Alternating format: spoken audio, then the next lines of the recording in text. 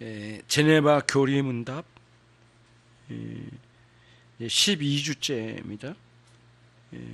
75문부터 82문이고요. 오늘은 하늘에 오르사 예수님께서 부활하시고 승천하셨지 않습니까?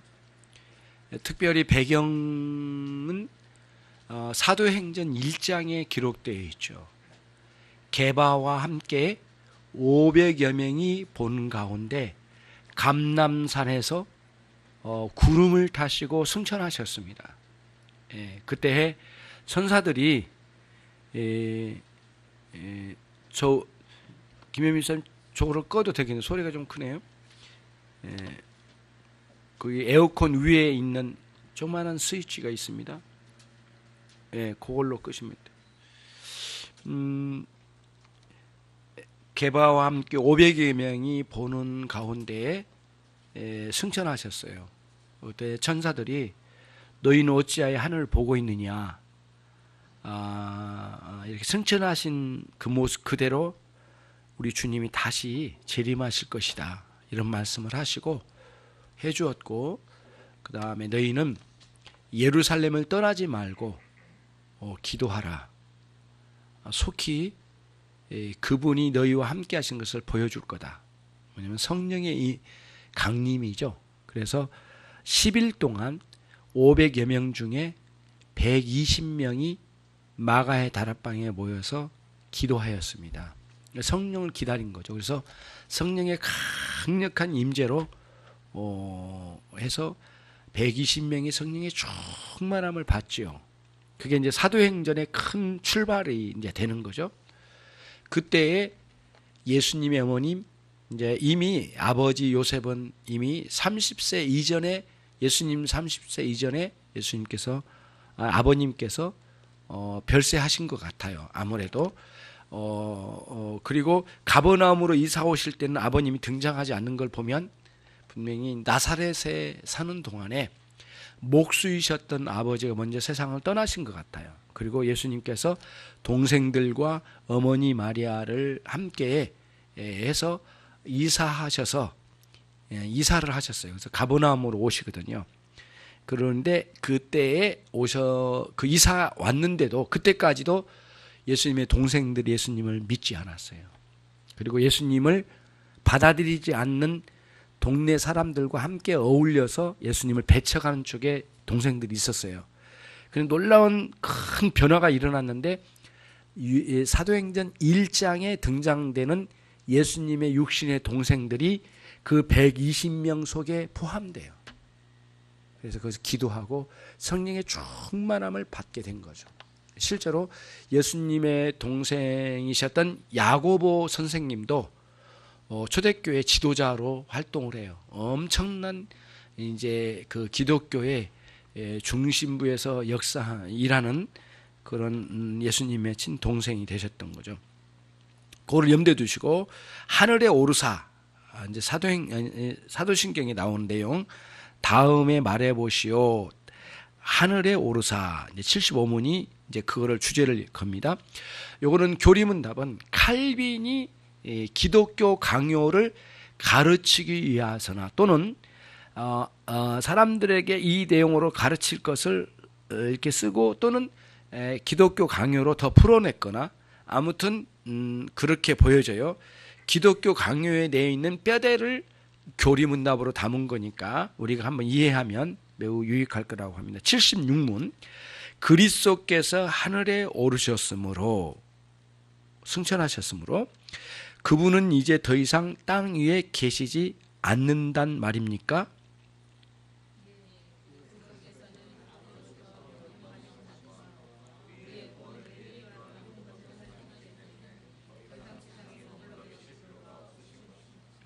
그렇죠? 사람의 몸을 입고 존재하시는 주님의 비록 부활체이시기는 하지만 이 땅에는 계시지 아니하시고 어디에요? 하늘 보좌 우편에 계시죠. 예수님이. 무슨 말씀인지 알겠죠? 그래서 부활체로 계신 예수님이 그 육체의 부활체로 이 땅에 어디에 내려오시거나 이렇게 하시지 않으셨다는 거예요. 예? 그럼 이제 이게 이제 중요해요. 예, 성찬식을 오늘 했잖아요. 근데 그 로마 가톨릭에서는 교리를 어떻게 설명하냐면은 이 성찬식에 동원된 이 떡이 사제가 기도하는 순간 그 떡 자체가 변화를 일으킨대요. 이렇게 가지고 예수님의 실제적으로 예수님의 살과 피로 변했대요. 그거를 이제 변화된 것이니까 화채설, 변화됐다 해서 화채설이라고 하는 그런 그 용어를 써요. 그런 교리를 이제 주장해 왔어요. 로마 가톨릭에서. 그리고 루터는 조금 그거보다는 약하긴 하지만 거의 비슷한데 뭐냐면은 이 루터 교회에서 하는 거예요. 그러니까 이제 이 개혁주의 노선에서는 좀 다르잖아요. 근데 루터가 주장한 건 뭐냐면 이런 거예요. 루터 교회에서 이 떡과 포도주로 성찬식을 준비하고 기도할 때 육체로 계신 예수님이 부활체로 계신 예수님이 내려오신다는 거예요. 이 순간 내려와가지고 떡 밑으로 또는 떡 속으로 내재하여 존재하신다. 그래서 우리는 먹으면 예수님 당신 자신을 진짜 먹는 거다. 이런 교리를 가지고 있었어요. 예. 그런데 전혀 말도 되지 않는다. 그래서 찌빙글리 같은 사람은 아니야, 전혀 그렇지 않다. 예수님이 오신 것이 아니라 아예 상징으로만 생각을 해라.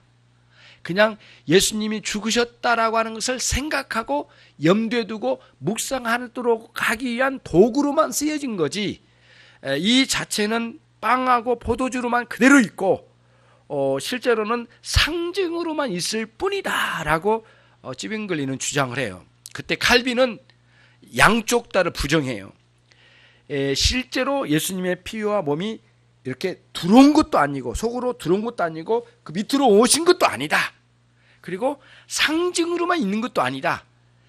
실제적인 역사가 있는데 그건 뭐냐면은 영적으로 임재하여 우리와 함께 하셔서 그리스도를 먹음에 대한 믿음으로 우리가 그분이 우리 안에 오심을 우리는 믿는다. 이렇게 표현을 쓴 거예요. 그러니까 이제 하늘에 오르사라고 하는 이 표현에서 예수님께서 실제로 그러니까 부활체로 계신 예수님이 오시는가 안 오시는가 이 문제 가지고 논쟁이 많았는데 칼빈이 이제 이렇게 정리를 해 나가요. 그래서 오늘날 개혁신앙에서 올바른 장로교와 이 개혁신앙에서는 칼빈이 가르쳐준 이 내용의 원리를 따라서 영적으로 임재하신, 상징으로도 아니고 실제로 육체로 변화된 것도 아니고 영적으로 임재하셔서 우리와 함께 하심의 원리를 이야기한 거예요. 그러면 어떻게 영적으로 임재하신다는 말인가? 라고 하는 문제예요. 뭐냐면은 이 내용이 나오는데 이제 쭉 읽어가면 나중에 이해가 됩니다. 부활체로는 예수님께서 하늘 보좌 우편에 계신 거고 예수님의 신성은 우주 만물에 꽉 차신다는 거예요. 예수님의 신성은. 성령님의 신성도 우주 만물에 꽉 차시고 하나님 아버지의 신성도 우주 만물에 꽉 차셨다는 거예요. 충만하게 차셨다는 거예요. 그래서 삼일체 하나님의 신성은 우주 만물과 하늘나라에 꽉 차셨어요. 어디에도 안 계신 곳이 없으셔요. 근데 예수님의 부활체로 계신 그 부분에 있어서만큼은 어디에? 하나님의 보좌 우편에 계신다는 거예요. 이런 구분을 가지면 되겠어요? 그러면 이제 우리들이 이렇게 이제 되는 거예요. 예수님의 신성이 우리 가운데 충만하고 계시다는 것을 어떻게 아느냐 이거예요. 우리가 알 수 없잖아요. 우리가 이 신비한 세계를 어떻게 아느냐 이거예요. 그거는 알려주신 방식이 하나가 있어요. 뭘로 우리에게 표를 주냐? 성령님께서 우리에게 내적으로 역사하셔서 이 일을 이루고 오신 성령님께서 은혜의 역사를 우리 심령 가운데 일으켜 주신 방식, 예배 가운데 은혜를 내려주신 방식, 교회와 성도들을 붙들어 주시는 성령님의 지속적인 역사하심을 통하여 예수님의 신성이 우리 가운데 함께 하신다는 것을 알려주시고 보증해 주신다는 거예요. 그래서 은혜 받음은 예수님의 희생의 역사와 항상 연관이 있어요. 예수님이 십자가에 죽으신 것과 우리가 은혜를 말하는데 은혜는 모두 그리스도의 희생과 그리스도를 항상 염두에 둘 수가 있어요. 이거 떨어지질 않아.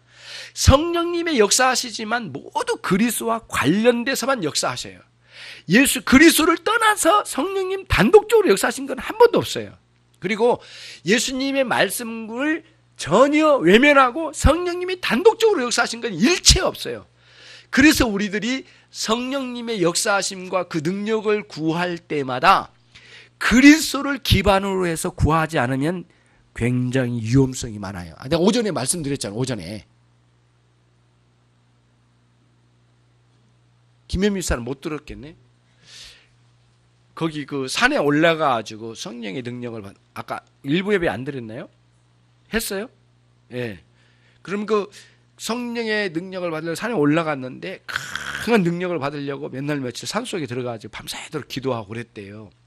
근데 강력한 그 영의 세력이 들어왔는데 악령이 들어온 거예요. 악령이.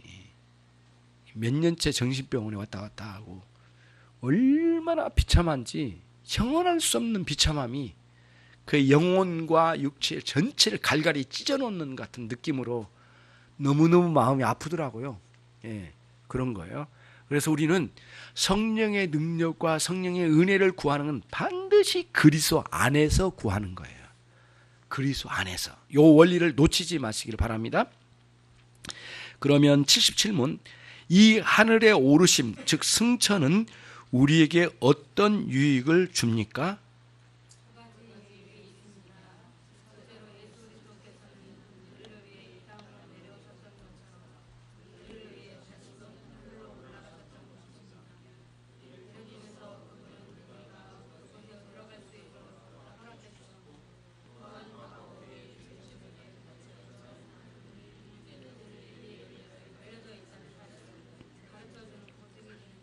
예, 자, 거기까지. 둘째는 이따 읽고요. 예수님께서 이렇게 강림하심 같이 다시 오르심은 저와 여러분이 그리스도를 믿음으로 말미암아 어떤 결과가 오냐? 우리도 하늘에 오를 길을 열어놓으셨다는 거예요. 예, 예. 길을 개척하신 거예요. 길을 트신 거예요. 굉장히 중요해요. 요거는 요거는 예화이고 비유인데 한번 생각을 해봐요. 여러분, 한 나라가 한 나라를 침공할 때는 그냥 전쟁 안 일으킨대요. 사전에 간첩을 보내는 거예요. 가가지고 그 안에 있는 구조도 보고 그 나라의 약점을 다 파악을 해요. 민심의 동요도 일으키고 그래서 그 누트를 뚫어요. 간첩을 먼저 파송한 거거든요. 그래서 그 나라를 침투시켜가지고 그 속사정을 다 보는 거거든요. 길을 트는 거예요. 근데 여러분 지금은 안 그러겠지만 옛날에는 북한에서 남쪽으로 간첩을 보낼 때 이게 이제 과장된 것 같긴 해요. 그러나 이 말이 아주 과장은 아닐 거라는 생각이 드는데 그 김신조 일당을 보낼 때 무려 10년에 걸친 개척을 했답니다. 그 길을 간첩 하나 보는데도 여러 차례 그 간첩이 왔다 갔다 하면서 그 길을 텄대요. 정확한 위치와 그 다음에 이쪽에서 저쪽으로 가는 그 여기서 여기까지 가는 거리 있잖아요. 여기서 여기까지 거리 시간을 정확하게 체크하고 여기 가면 아침 몇 시고 여기 가면 점심 몇 시고 여기 가면 몇 시고 여기를 통과할 때는 밤에 통과해야 되고 여기를 가면 새벽에 통과해야 되고 정확한 길을 재가지고 그 길을 간답니다. 그리고는 일기를 맞추는데 계곡을 통과하려면 비가 많이 와야 된대요. 그래야만 이렇게 보초 쓰는 사람들이 비가 많이 오니까 별로 소리를 못 듣는데 계곡물 때문에 비가 많이 올 때 계곡물을 타고 올라가게끔 만든대요. 우리가 그때 배웠거든요. 제가 왜 이걸 말하냐면은 김신조 일당이 지나온 곳에 부대를 세웠는데 그 부대에 제가 3년 근무를 했어요. 그러니까 그걸 아주 닳도록 배웠어요. 이 길이 어디 길이다 뭐라 이렇게 김신조 일당이 오는 길이 있어요. 그래서 그 넘어오면은 인왕산을 넘어가지고 청와대로 넘어온 길이 있습니다. 그 청와대 바로 건너편에 있는 인왕산 그 건너편에 진관사라고 있는데 진관사 거기 근처에 제가 근무를 했어요. 지금은 뭐 굉장히 많이 변했더라고요. 거기서 3년 동안 있었는데 어떤 길로 오는지를 표시를 하나씩 다 찍어놨어요. 그리고는 군인들이 늘 가서 공부를 해요. 간첩이 이렇게 왔더라. 요 지나갔다. 이 계곡을 지나갔다. 바로 그 계곡 앞에다가 큰 부대를 세우고 또 저만큼 가서 부대를 큰 거 세워가지고 아예 부대를 아예 거기다 막아놔 버렸어요. 부대로. 그 길을. 굉장히 이제 그런 거를 이제 간첩이 뚫은 그 길을 막는 거죠. 그게 이제 국가적으로 굉장히 타격을 입은 거죠. 청와대까지 뚫고 들어와 버렸으니까. 그런 의미에서 이제 우리들이 보는 건데, 주님이 이렇게 승천하실 때에는 하나님의 나라로 천국으로 우리를 입성하도록 길을 여시는 위대한 역사를 개척하셨다는 거예요. 예수님께서. 그거를 여기서 보여준 거예요. 예수님이 승천하신 이유가 뭐냐 이거예요. 예수님 당신 자신만을 위한 게 아니라 예수님 당신 자신은 스스로도 갈 수 있으신 분이지만 우리를 위하여 그 길을 열으셨다는 거예요. 하나님 아버지로 하나님의 나라로 가는 길을. 그 다음 둘째로 시작.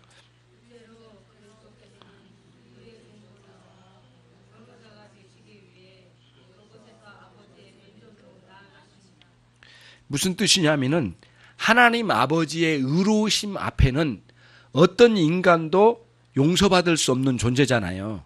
그런데 유일하게 대신 우리의 죄의 대가를 치르신 주님이 내가 저 죄인을 위하여 대가를 치루었으니 아버지의 의로우심에 저 영혼들이 다치지 아니하도록 용서해 주십시오. 이런 그 하나님의 나라의 법정의 그림을 가지고 이걸 설명한 거예요. 예수님의 하강과 승천하신 내용을 하나님의 나라의 뭐라 할까요? 의로운 법정, 대법원 같은 의로운 법정의 그림으로 설명을 한 거예요. 그래서 예수님께서 끝없이 하나님 아버지의 면전에서 우리를 위하여 변론을 취하신다는 거예요. 변호해 주신다는 거예요. 그거를 하시기 위하여 하나님 보좌 우편으로 승천하셨다는 거예요. 자, 그 다음에 78문. 그러나 예수 그리스도는 하늘에 계심으로써 세상에서 떠나셨고 이제는 더 이상 우리와 함께 계시지 않는 것입니까?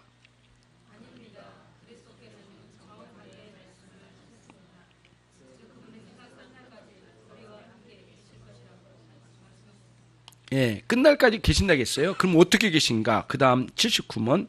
그리스도께서 우리와 함께 계시는 것은 육적인 형태로 통해서 계시는 겁니까?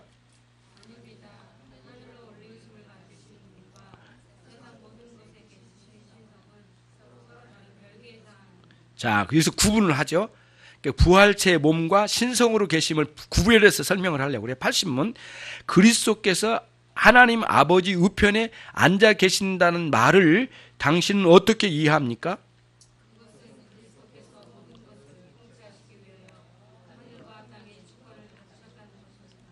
자, 그렇죠? 하나님 우편에 앉아 계셨다는 것은 물리적이고 장소적인 개념으로 오른쪽이란 뜻이 아니라는 거예요. 그럼 뭐예요? 예, 수아 형제? 뭐요? 하나님 우편에 앉아 계시다는 뜻이 예, 통치의 개념이라는 거예요. 그렇죠? 예, 통치의 개념인데 어떠냐면은 우리가 그 한 나라의 왕 좌우에 좌의정과 우의정이 있잖아요. 왕의 대권을 가진 존재를 오른쪽과 왼쪽에 둔다고 하잖아요. 그 그림으로 설명을 한 겁니다. 하나님의 통치의 권한을 가지고 계셔서 오른쪽에 계시다는 것은 우리의 장소적인 의미에서 오른쪽이라는 개념이 아니라 하나님의 대권을 취하시고 거기 계신다. 만물을 통치하고 계신다. 그 뜻이에요. 하늘의 우편에 계신다는 뜻은 무슨 의미인지 아시겠죠? 자, 그 다음 81문. 여기서 말하고 있는 오른편과 앉아 계심은 무슨 뜻입니까?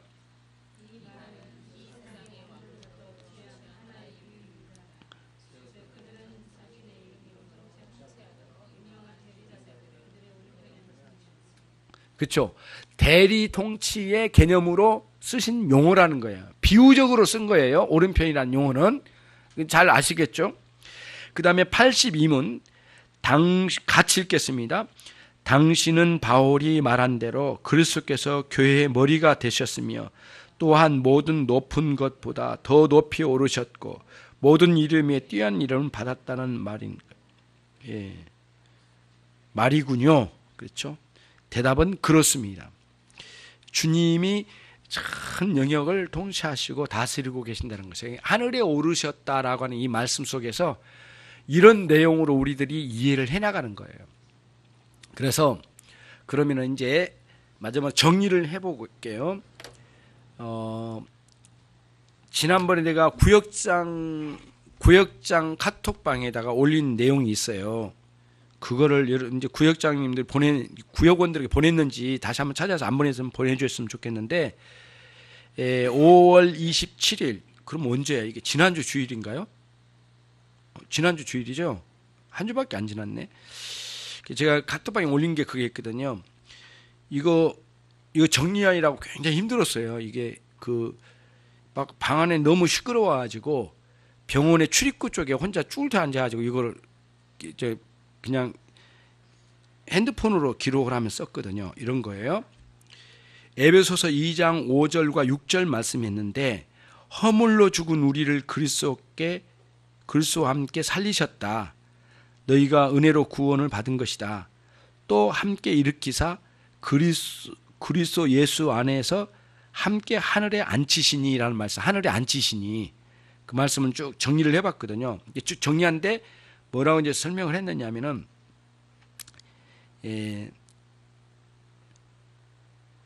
그리스도의 죽으심과 부활 승천으로 이어진 일련의 구속 사역은 우리가 이거를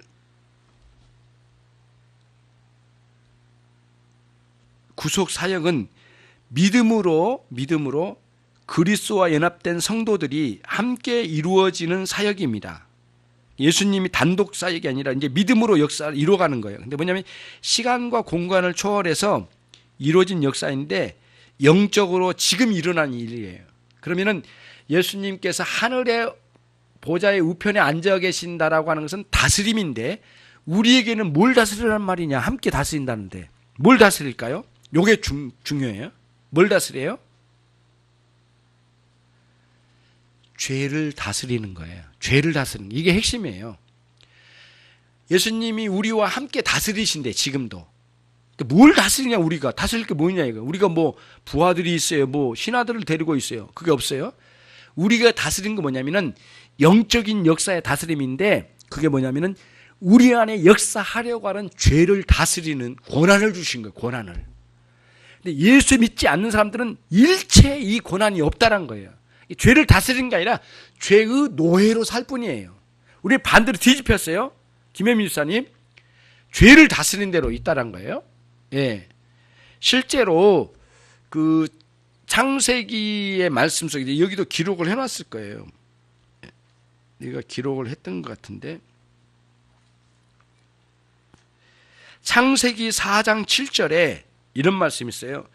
죄의 소원은 내게 있으나 너는 죄를 다스릴지니라. 이렇게 돼 있거든요. 끝없이 여러분들 마음 문턱에 앉아있는 게 뭐냐면 죄예요. 맨날 유혹하잖아요. 안 그래요? 예, 권사님 그러시죠? 예, 우리 정금래 권사님도 그러시다 그러잖아요. 그러니까 죄가 끝없이 마음의 문턱에 걸터 앉아가지고 유혹을 하려고 그래요. 근데 뭐라고 했냐면 하나님께서 하지만 너는 그 죄를 다스릴지니라. 그런데 구속의 은혜를 입지 않고 구원받지 않은 성도가, 구원받지 않은 사람이 언제 우리가 죄를 다스려 본 적이 있느냐고요. 죄와 함께 노란한 인생을 살다 온 사람들이잖아요. 죄의 노예였거든요. 근데 다스릴 수 있는 절호의 기회와 권세를 주셨어요. 그게 뭐냐면 하나님, 예수님이 하늘 보좌 우편에 앉으셔서 혼자 앉아 계신 게 아니라 우리와 함께 앉아 계신대요. 영적인 개념으로는. 그리고 우리와 함께 여기 오신대요. 신성으로, 성령으로 그걸 보증해 주시고, 그래서 우리에게 뭘 다스리라? 저와 여러분의 마음의 문턱 앞에 날마다 깔짝거리는 이 죄를 다스리는 권세를 주셨대. 그러니까 창세기 4장 7절에 주님 하나님의 명령이 예수님의 성천을 통하여 완성이 이루어졌다는 뜻이에요. 요거를 이해를 해라는 거예요. 이거를. 그래서 오늘 이거 우리 구역장들이 혹시 구역원들에게 안 보냈으면 오늘 보내세요. 5월 27일 날 지난주 주일 날 구역장 카톡에 보냈던 거를 구역원들에게 다 보내가지고 오늘 꼭 읽어보도록 그렇게 해주십시오. 요게 이제 오늘 내용의 핵심적인 요소입니다. 굉장히 중요한 내용이에요. 그래 우리는 동떨어지게 예수님 올라가셨다? 그럼 우리하고 무슨 상관이야? 예수님 승천? 무슨 상관이야? 뭐 이런 식으로 생각하고 부활? 나중에 우리가 부활한대. 뭐 그거 믿는 거 아니요? 너도 믿지? 나도 믿잖아. 이런 식으로 막 나가는 거잖아요. 그리고는 지금은 별로 우리에게는 의미가 없다라고 생각하고 적용이 잘 안 된단 말이에요. 그러면 안 된다는 거 이게. 그래서 십자가의 죽으심, 부활하심, 승천, 하나님 보좌 우편에 앉으심 이 전체 흐름이 지금도 이 순간에도 적용이 되어지는 내용이라는 거예요. 이게 에베소서 아까 2장 6절인가요? 그 말씀에 사도 바울이 적용한 말씀이에요. 굉장히 놀랍습니다. 저는 이 본문을 이렇게 이해하고 주의를 해나가면서 굉장히 놀라웠어요. 이렇게 적용한 걸 사실 제가 또 새롭게 한번 이 부분을 깨닫게 된 부분이거든요. 너무 감사해요. 기껏해야 언젠가는 나도 부활하지 이것밖에 안 가지고 있었는데 아니래. 매 순간 부활의 능력의 은혜가 있대요. 여러분 안에 좌절스럽게 만드는 이 마음을 신앙으로 일으켜 세워준 게 부활의 현재적인 적용적인 역사래 이게.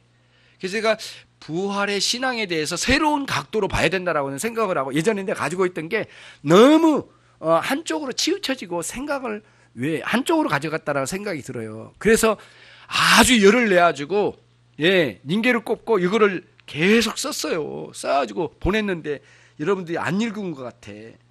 그래서 읽었는데 목사님이 너무 심하게 말한다.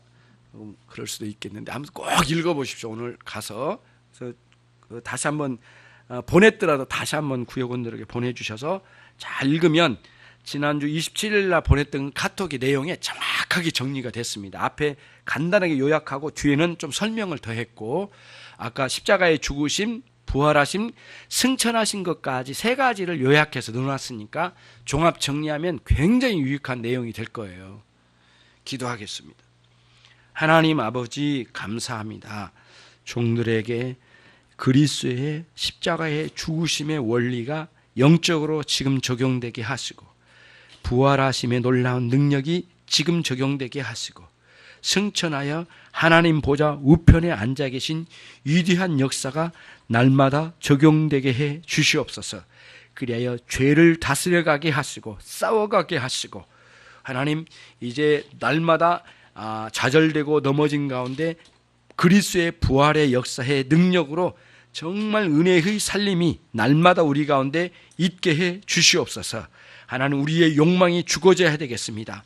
그리스도의 십자가의 죽으심의 원리를 따라 우리 안에 죄의 날뛰는 것이 날마다 죽어지는 역사가 있게 해주셔서 주님을 날마다 닮아가는 위대한 그리스도인들이 되게 해 주시옵소서.